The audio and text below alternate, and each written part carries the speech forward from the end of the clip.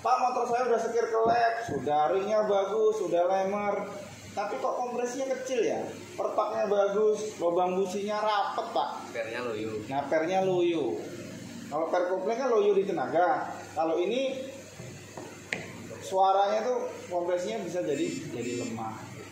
Pak, per kelapnya diganti yang racing yang kenceng, bisa. Tapi nanti lama-lama apa? Rocker arm ini ngantem sih ini nih. Ini kan naik turun, kalau terlalu kencang, kamu mau hancurin kepalanya ini. Kalau ini kuat, oke ini kuat. Klepnya ini sama setting klepnya, pecah nanti di sini. Kalau udah pecah atau meringis gitu ya, gompel, cuil, itu biasanya motor tuh disetel nggak mau. Disetel, motor ini disetel nggak mau ya karbunya. Padahal karbunya udah diservis bagus, filter bagus, busi bagus, kabur. Ya udah cek klepnya. Ya berebet.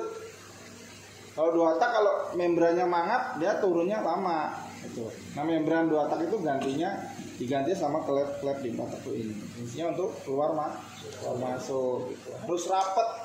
Pas buka ya buka sebuka-bukanya, pas rapet ya serapet-rapetnya. Gitu ya. Ya tinggi klep beda-beda, batang klep beda-beda, lebarnya beda-beda setiap motor. Gitu.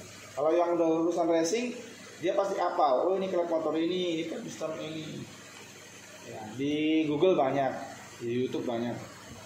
Ya, ini belajar standaran buat teman-teman. Paham? Paham ya? Ada lagi? Perpak ini harusnya sekali pakai atau diganti? Sekali pakai atau habis bongkar dipasang lagi? Ini sekali pakai. Kalau anjurannya di sekali Pak. Oke, kadang karena waduh Pak duitnya nggak ada gitu kan. Ada pasang dulu dikasih lem.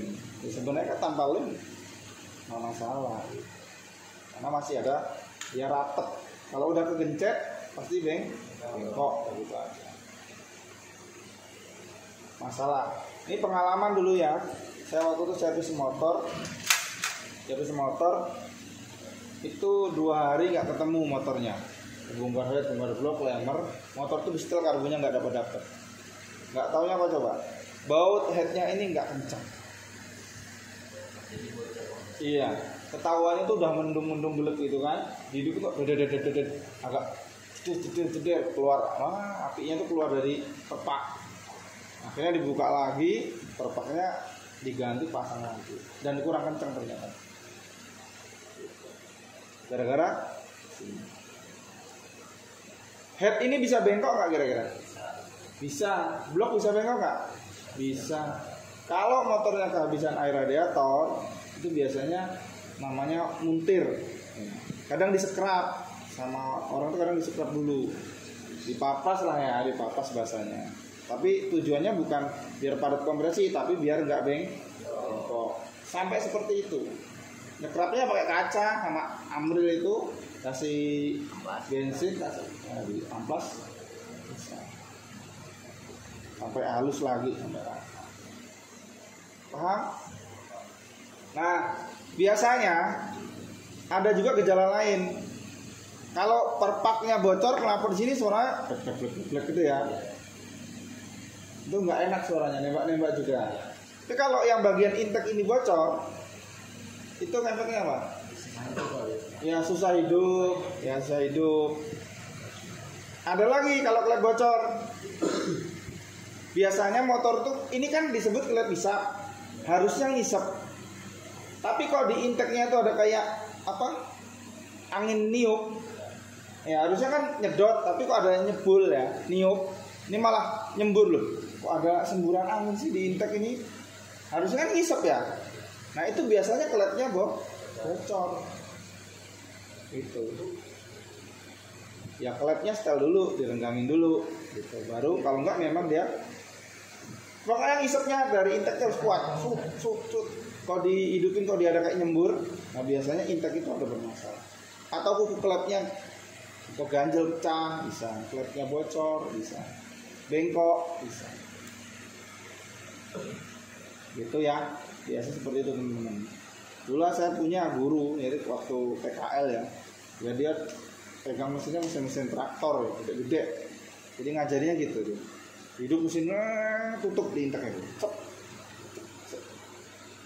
Kata dia, ini klepnya bocor.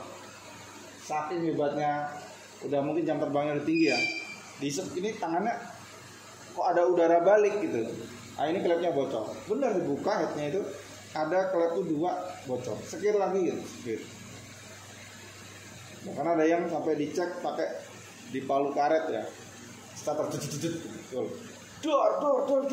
Di palu karet klep itu kan banyak mobil kan. Dor. Ini sekir lagi dari suara.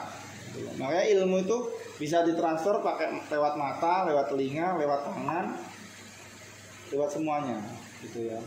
Jadi jam terbang itu tidak membohongi. Bahkan kita tuh setiap motor baru harus belajar. Kenapa? Karena sekarang tuh teknologinya. Paham ya dari sini ya? Ya itu tentang head lah, kurang lebih seperti itu. Ada nyenai klep, kalau nyari duit gampang. Dari tukang ngelas, bubut, sudah jadi duit. Nyenai, jadi duit.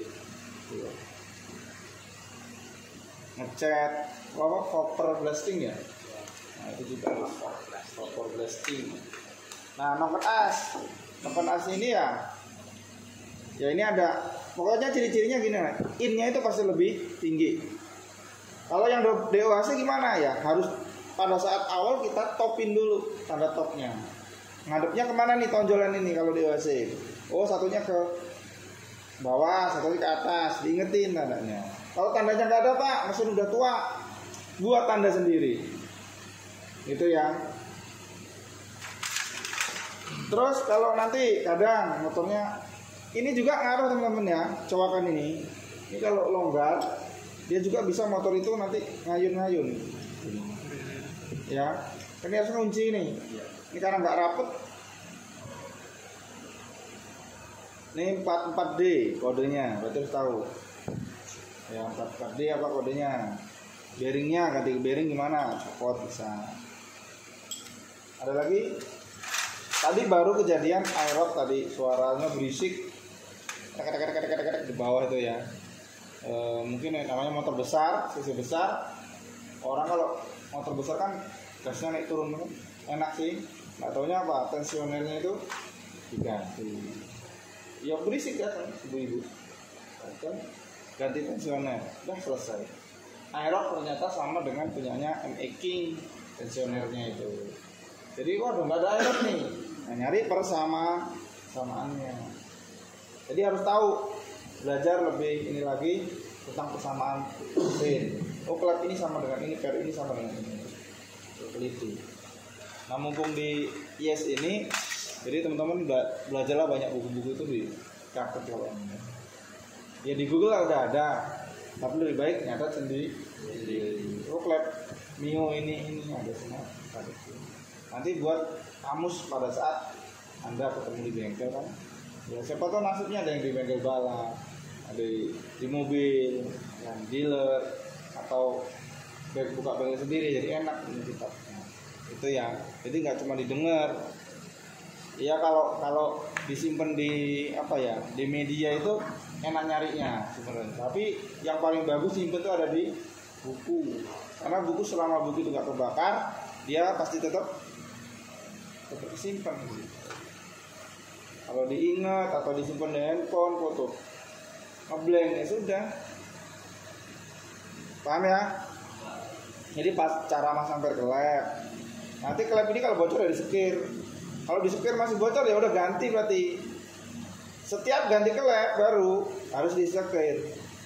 Contoh Pak, saya masang klep, ternyata santriknya lompat, bengkok, nggak bisa dilurusin. Jadi setiap ganti klep wajib bisa skir ya. Dirapitin. Itu sih. Ada pertanyaan nggak tentang silinder head?